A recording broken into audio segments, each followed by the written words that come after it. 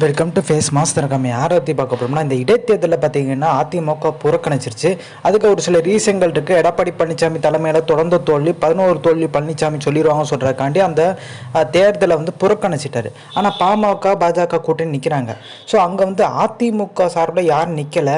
So PMK பார்த்தீங்கன்னா இந்த தேர்தல் பிரச்சாரத்தில் மோடி படம் போட்டிருக்காங்க, கூட்டணி இருக்காங்க போட்டிருக்காங்க. ஆனால் ஜெயலலிதா படம் போட்டது தான் ஹைலைட்டு. ஸோ ஓபிஎஸ் பார்த்தீங்கன்னா அவங்க அணியில் தான் இருக்காங்க. ஓபிஎஸ் வாக்கு முழுகும். இப்போ எடப்பாடி பழனிசாமி பார்த்தீங்கன்னா ஆதரவு இன்னும் சொல்லவே இல்லை. ஆனாலுமே ஜெயலலிதா அவங்க படமே அப்படி போட்டாங்க.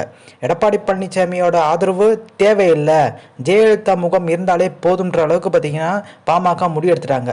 ஆனால் அதிமுக எந்த ஒரு நிலைப்பாடும் பார்த்தீங்கன்னா சொல்லவே இல்லை, ஆதரவு தராங்களா இல்லையான்னு சொல்லிட்டு. ஆனால் எடப்பாடி பழனிசாமி அனுமதி இல்லாமலே அந்த இடத்துல அதிமுக ஓட்டுகள் தனக்கு உழுவுன்ற மாதிரி பார்த்தீங்கன்னா பாமக நினைக்கிறாங்க. இதுக்கு முக்கியமான காரணம் ஜெயலலிதா படம் பின்னாடி போட்டால ஓபிஎஸும் பார்த்தீங்கன்னா களத்தில் இறங்கி பார்த்தீங்கன்னா பிரச்சாரம் பண்ணுறது. ஸோ அது மிகப்பெரிய லெவலில் பக்கபாலத்தை கூட்டுதுன்னே சொல்லலாம்.